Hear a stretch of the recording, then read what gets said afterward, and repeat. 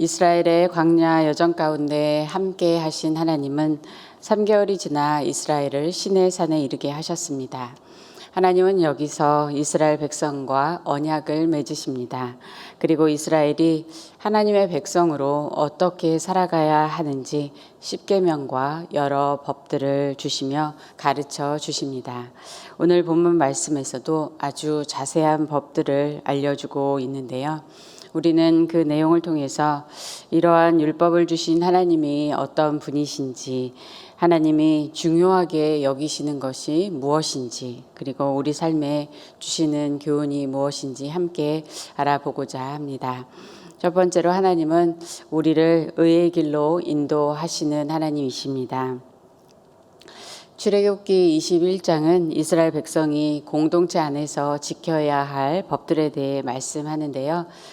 21장 앞부분에서는 사회적으로 약자인 종들을 함부로 대하지 않도록 하신 것과 또 살인과 납치에 대해서, 그리고 부모를 잘못 대하는 죄와 관련한 처벌을 다루었습니다. 그리고 오늘 말씀은 사람 간의 관계를 넘어서 가축 또는 소유와 관련하여서 발생할 수 있는 배상에 관한 문제들을 다룹니다. 오늘 말씀을 처음 볼 때에 하나님께서 우리 삶의 여러 부분까지 섬세하게 관련 규정들을 주셨다는 생각이 들었습니다. 그만큼 하나님은 우리에게 관심을 갖고 계시며 우리 삶에 일어날 수 있는 여러 문제들에 대해서도 알고 계시며 또 공의롭게 판정되고 해결되는 것을 중요하게 여기신다는 것을 알 수 있습니다.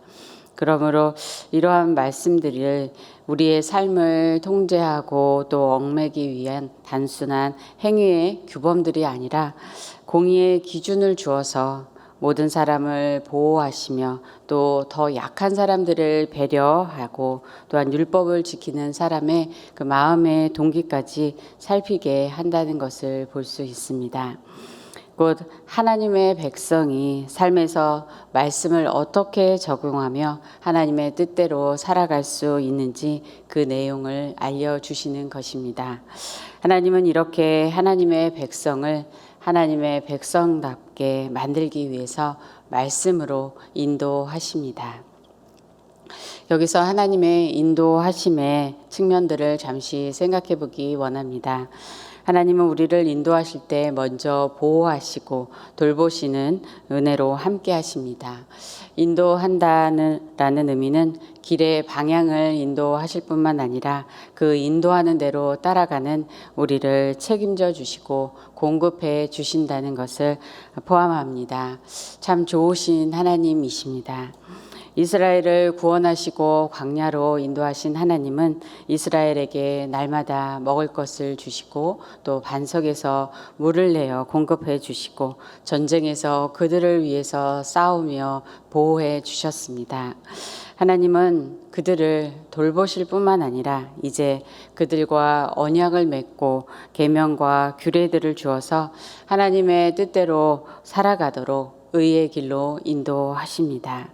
이것을 제임스 패커는 인도의 윤리적 측면이라고 그의 책 하나님의 인도에서 말하고 있습니다. 의의 길은 말씀에 순종하는 길을 따라가므로 하나님을 경외하며 범죄하지 않게 하는 길입니다. 그리하여서 거룩하신 하나님께로 나아가서 하나님과 계속해서 교제할 수 있는 길입니다.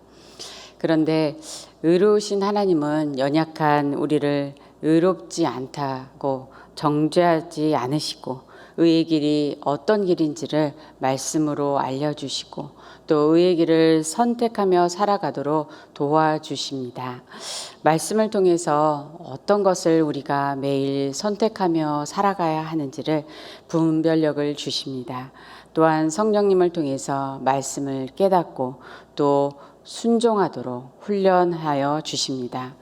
영적인 어린아이처럼 제 욕심을 따라서 살아가고 육신의 일을 행하던 것들을 버리고 비우게 하시며 성령님을 따라감으로써 성령의 열매를 맺는 충만한 삶을 살게 하시는 것입니다. 그런 과정 가운데 우리는 말씀대로 살아가며 순종할 수 있는 것도 은혜라는 것을 경험하는 것이죠. 그렇게 말씀대로 살아가면서 하나님을 더욱 알게 되고 하나님의 깊은 은혜를 깨닫게 되고 하나님을 위하여서 예배를 드리며 하나님을 영화롭게 하는 삶을 살아가도록 인도하시는 것입니다. 이것이 하나님의 인도하심의 궁극적인 목적이라고 할 수 있습니다. 하나님께서 이스라엘을 인도하여 내신 것도 궁극적으로 하나님을 예배하며 하나님께 영광 돌리는 백성으로 삼기 위한 것이었습니다. 다윗은 시편 23편에서 하나님께서 자기 이름을 위하여 의의 길로 인도하시는도다 라고 고백하였습니다.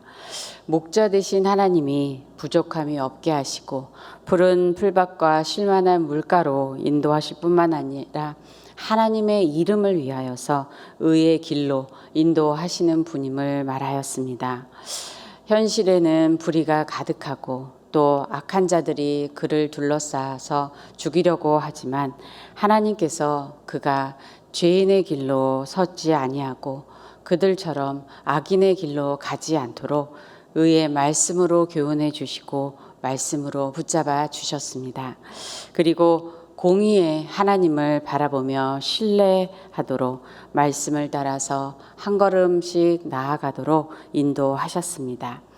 그리하여서 문제 속에서도 어려운 환경 속에서도 하나님을 예배하고 찬양하며 감사로 하나님께 영광을 돌리는 삶을 살아가게 하신 것입니다. 우리도 지나온 시간들을 돌아보면 하나님께서 이러한 인도의 은혜로 함께 해주신 것에 감사합니다. 팬데믹 시간이 거의 끝나가고 있는데요. 작년부터 어려웠던 팬데믹 기간 중에도 우리에게 하나님께서 필요한 것들을 공급해 주시며 지켜주셔서 오늘까지 우리가 올 수 있었던 것에 참으로 감사합니다. 또한 풍성한 말씀으로 고난의 시간에도 길을 잃지 않고 하나님을 더욱더 의지하며 승리하게 하신 것에 감사합니다. 또 하나님을 더욱 사모하는 그러한 마음을 주셔서 어디서든지 예배의 자리로 나와서 예배할 수 있었던 것에 감사합니다. 하나님의 인도하심은 이처럼 여러 차원으로 우리의 삶 전체와 관련되어 있습니다. 그 중에 오늘 말씀을 통해서 법도와 규례를 통해 의의 길로 우리를 인도하시는 하나님이 기뻐하시는 것, 또 우리의 삶에 주시는 중요한 원리들이 무엇인지 이어서 알아보고자 합니다. 오늘 본문을 통해서 알게 되는 두 번째는 하나님은 우리의 생명을 가장 귀하게 여기는 사랑의 하나님이시라는 겁니다. 공의의 하나님은 또한 우리를 창조하시고 사랑하시는 하나님이십니다. 하나님이 자기 형상대로 지으신 사람은 하나님과 교제하는 영혼을 가진 존귀한 존재입니다. 물론 하나님이 지으신 자연 만물도 모두 소중하지만 사람과는 차원이 다르다는 것이죠. 사람이 하나님의 형상을 담고 있기 때문입니다. 그러므로 하나님을 사랑하는 것과 다른 사람을 사랑하는 것은 연결되어 있습니다. 그런 의미에서 하나님은 십계명을 통하여서 하나님과 관계되는 계명, 또 사람과의 관계에서의 계명을 함께 주셨습니다. 하나님은 지으신 모든 사람에게 은혜를 주시며 사람을 차별하지 않으십니다. 그러므로 잠언 말씀을 보면 가난한 사람을 학대하는 자는 그를 지으신 이를 멸시하는 자요, 궁핍한 사람을 불쌍히 여기는 자는 주를 공경하는 자니라 라고 하십니다. 가난하고 연약한 자를 어떻게 대하는지가 하나님을 대하는 것과 관련되어 있다는 것을 알려주십니다. 출애굽기 21장 말씀에서 공동체에 법을 주시면서 가장 약자인 종에 관해 먼저 언급하신 것을 볼 때 당시 가장 함부로 다루어지며 또 재산으로 여겨지는 종의 생명도 존중받아야 한다는 것을 알려주신 것이라 볼 수 있습니다.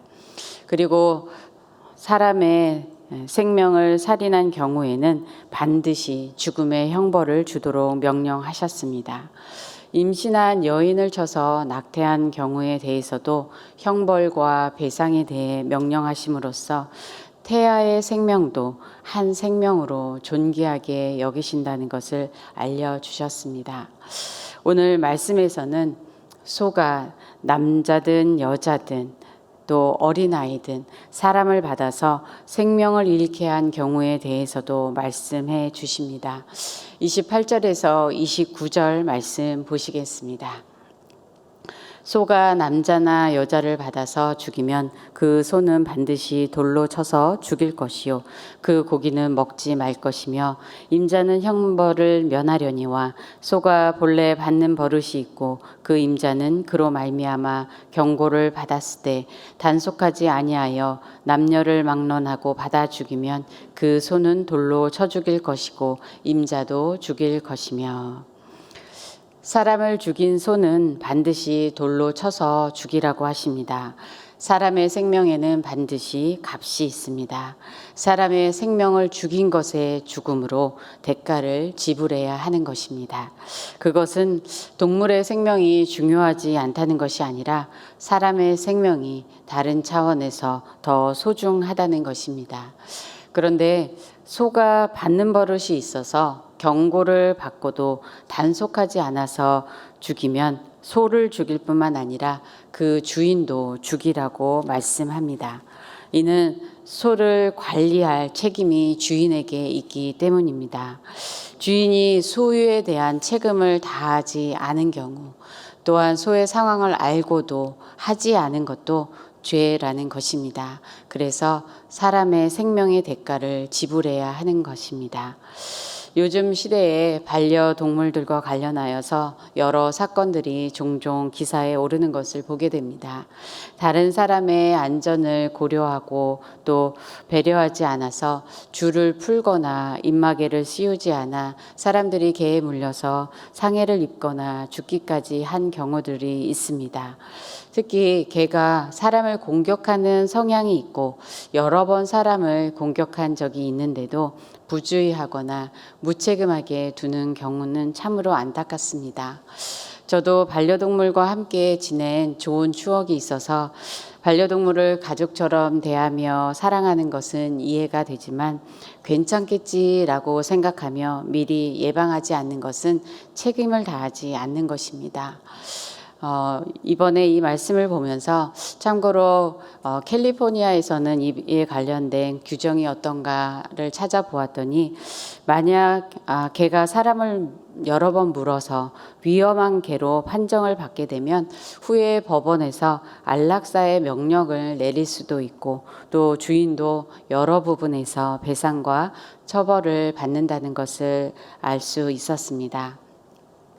그런데 오늘 말씀에서 언급된 소의 경우는 반려동물의 차원이 아니라 당시의 상황으로 볼 때 소는 매우 가치 있는 재산의 차원으로 볼 수 있습니다. 그런데 소로 말미암아 사람이 죽게 되면 그 소의 가치가 얼마가 되더라도 죽여야 하는 것입니다.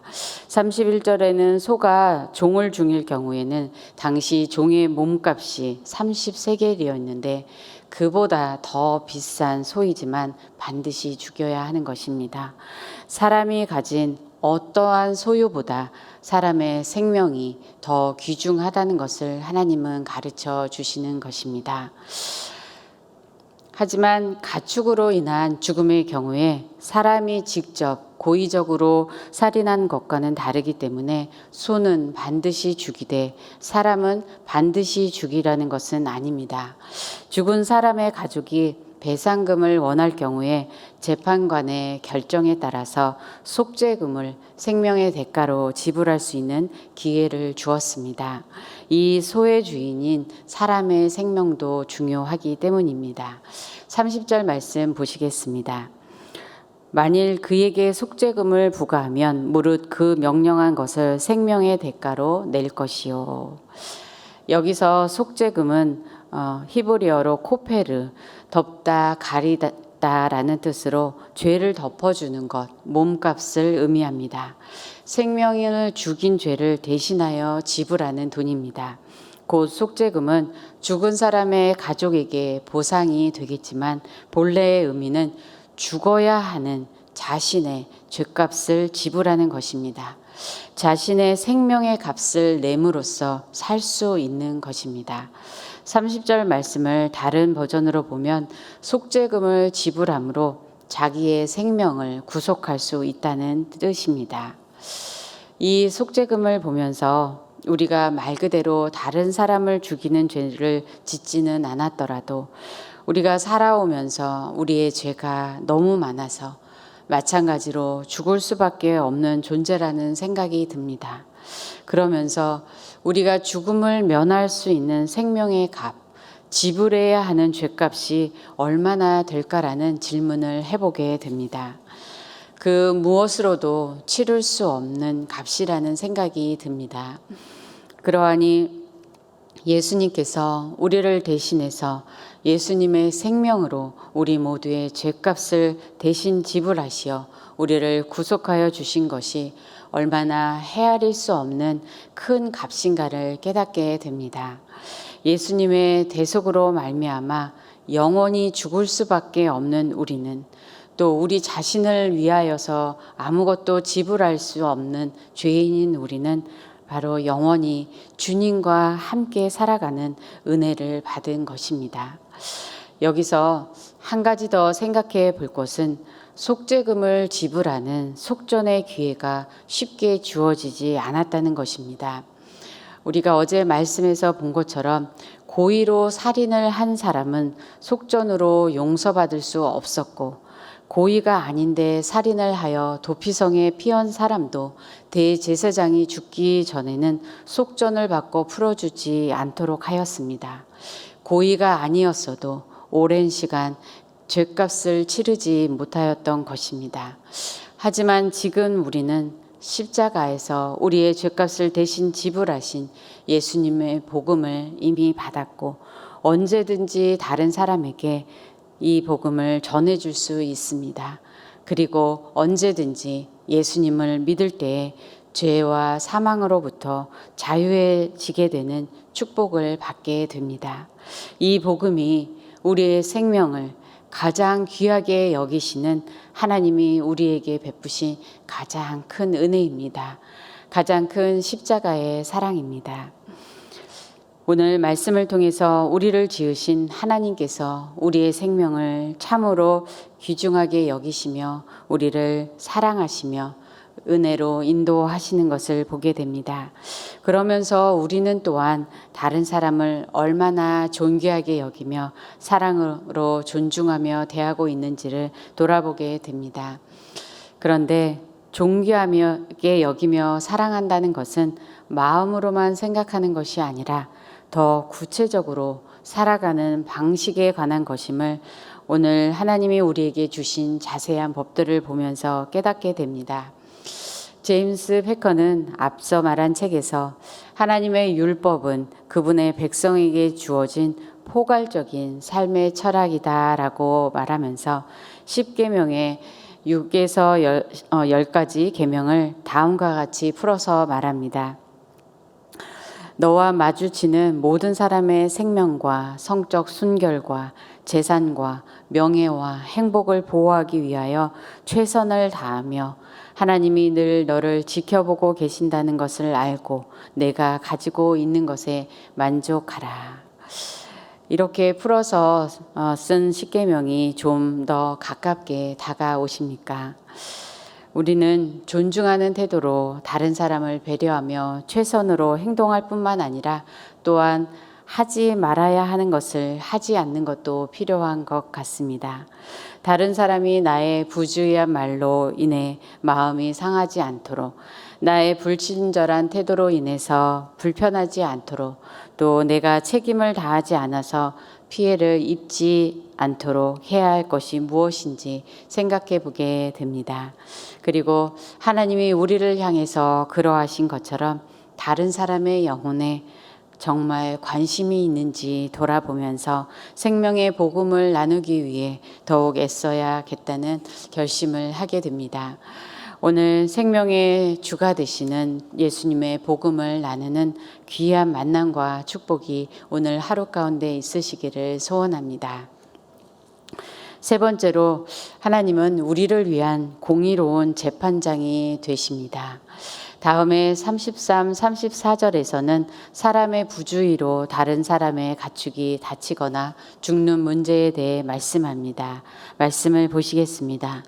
사람이 구덩이를 열어두거나 구덩이를 파고 덮지 아니하므로 소나 나귀가 거기에 빠지면 그 구덩이 주인이 잘 보상하여 짐승의 임자에게 돈을 줄 것이요 죽은 것은 그가 차지할 것이니라.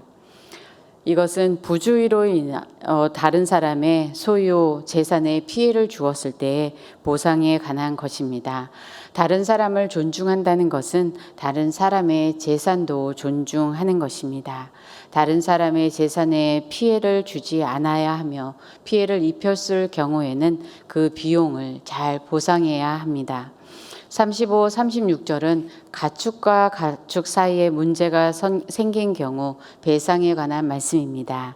말씀을 보시면 이 사람의 소가 저 사람의 소를 받아 죽이면 살아있는 소를 팔아 그 값을 반으로 나누고 또한 죽은 것도 반으로 나누려니와 그 소가 본래 받는 버릇이 있는 줄을 알고도 그 임자가 단속하지 아니하였으면 그는 소로 소를 갚을 것이요 죽은 것은 그가 차지할지니라.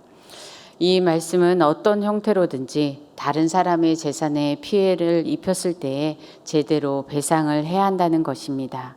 특히 부주의하거나 자기 소유에 문제가 있는 것을 알면서도 고치지 않아서 피해를 입혔을 경우에 반드시 그 주인이 배상을 해야 한다는 것입니다. 하나님은 이스라엘 백성의 공동체 안에서 소유와 관련하여 많은 문제들이 일어날 것을 아셨습니다. 우리의 지금의 삶에서도 마찬가지입니다. 그러므로 가장 중요한 원리로서 생명을 존중하는 원리와 함께 동해동형법을 주셨습니다. 이 법 아래서는 모든 사람이 동등하여 해를 입은 만큼 보상을 받을 수 있을 뿐만 아니라 경계를 정하여서 그 이상 보복하지 않도록 하셨습니다. 생명은 생명으로, 눈은 눈으로, 이는 이로 갚는 이러한 법이 엄청난 보상인 것 같지만 사실 사람들은 피해를 입으면 그보다 더 받아내려 하고 또 더 보복하려고 하는 악한 마음을 품는 것을 종종 볼 수 있습니다. 또한 피해 받은 것을 제대로 보상받지 못하는 것도 우리는 많이 봅니다.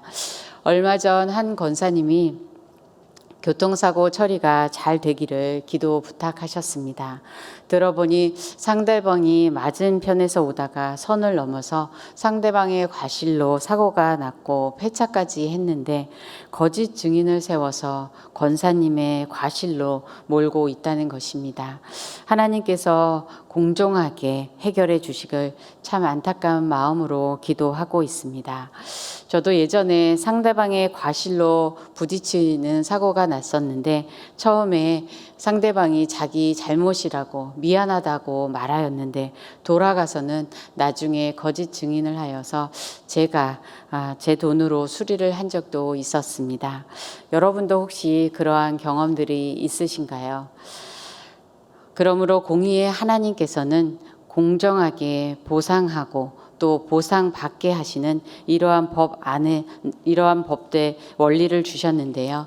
이러한 법 안에서도 우리를 향한 하나님의 도우심과 은혜가 있다는 것을 알게 됩니다.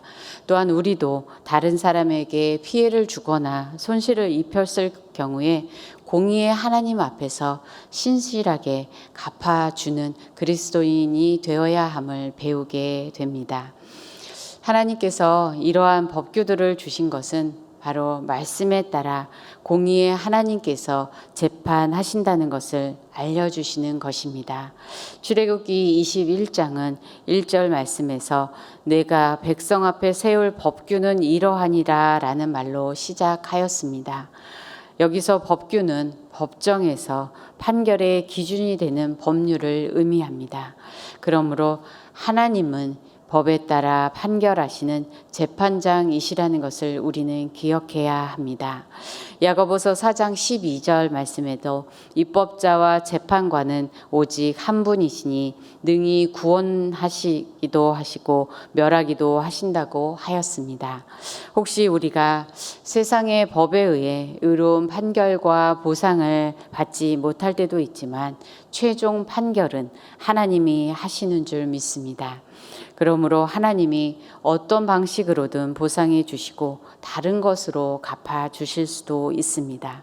세상에서 때로는 억울할 때도 있지만 하나님의 말씀에 순종하며 하나님의 뜻을 분별하며 살아가는 하나님의 자녀들에게 하나님은 그 이상으로 축복해 주시는 줄 믿습니다. 오늘 말씀을 통해서 하나님은 여러 법규들, 율법의 말씀을 통해 우리를 의의 길로 인도하고 계신다는 것을 보았습니다. 그 말씀이 때로는 우리들에게 힘들게 다가오기도 하지만 그 말씀이 우리를 하나님의 자녀로 합당한 삶을 살아가도록 변화시켜 주시는 능력의 말씀이며 또한 우리를 지켜주시는 은혜의 말씀이라는 것을 경험합니다. 또한 우리에게 율법의 말씀을 주시는 하나님은 우리의 생명을 가장 귀하게 여기시는 사랑의 하나님이시며 우리의 삶에 공의가 이루어지도록 인도하시는 좋으신 재판장이 되심을 보았습니다. 참으로 말씀을 통해서 하나님을 알아갈수록 말씀을 깨달을수록 하나님의 말씀을 대하는 것이 참 기쁨이 됩니다. 계속해서 율법의 말씀을 통하여서 하나님을 더욱더 깊이 알아가고 또 우리의 삶이 변화되는 은혜를 간구하며 또 간구합니다. 그래서 시편 119편 14절에서 16절 말씀을 함께 고백하며 마치길 원합니다.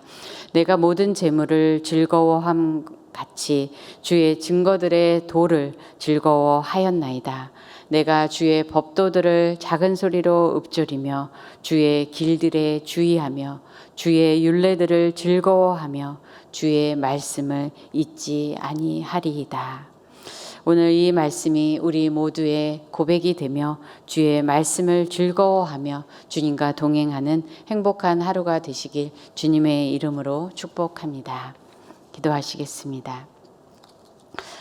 참 좋으신 하나님, 우리에게 말씀을 주셔서 하나님의 뜻을 알게 하시고 말씀으로 인도하여 주시는 은혜에 감사를 드립니다. 하나님의 자녀로 합당한 삶을 살아가도록 말씀을 통해 우리를 변화시켜 주시는 은혜에 감사하고 하나님을 더욱 사모하며 예배하는 것을 기뻐하는 마음을 주심에 또한 감사합니다. 우리의 생명을 무엇보다 귀하게 여기시는 하나님의 사랑, 주님의 대속의 사랑을 알게 하셨사오니 생명의 복음을 누리고 나누는 우리 모두가 되도록 인도하여 주시옵소서. 우리의 삶 가운데 하나님의 공의가 이루어지기를 간절히 간구합니다. 최종 재판장이 되시는 하나님을 바라보며 말씀에 순종하며 살아갈 때에 말씀대로 신실하게 행하시는 하나님께서 우리의 삶에 은혜와 축복을 더하여 주시옵소서. 우리 교회를 지금까지 인도하여 주신 하나님께 감사를 올려드립니다. 코로나의 상황이 종식되어서 모두 함께 예배를 마음껏 드릴 수 있게 하여 주시고 주의 복음을 열방에 널리 전하며 하나님께 큰 영광 돌리는 교회로 더욱 축복하여 주시옵소서. 강준민 담임 목사님 영육권에 강건하시도록 지켜주시고 성령 충만함으로 사명을 더욱더 잘 감당하시도록 인도하여 주시옵소서. 환우들과 힘든 상황 가운데 있는 성도님들을 말씀으로 위로하여 주시고 힘을 주시며 붙잡아 주시옵소서. 동아시아의 최영상 선교사님을 위해 기도합니다. 안식년 기간 동안 영적인 재충전과 쉼을 허락하시고 교사 자격증이 잘 갱신되게 하시며 앞으로 새로운 선교지로 인도하여 주시옵소서. 오늘도 말씀으로 함께 하시는 주님께 모든 것 감사하며 존귀하신 예수님의 이름으로 기도합니다. 아멘. 하늘에 계신 우리 아버지여, 이름이 거룩히 여김을 받으시오며 나라에 임하옵시며 뜻이 하늘에서 이룬 것 같이 땅에서도 이루어지이다. 오늘날 우리에게 일용할 양식을 주옵시고 우리가 우리에게 죄 지은 자를 사하여 준 것 같이 우리의 죄를 사하여 주옵시고 우리를 시험에 들게 하지 마옵시고 다만 악에서 구하옵소서. 대개 나라와 권세와 영광이 아버지께 영원히 있사옵나이다. 아멘.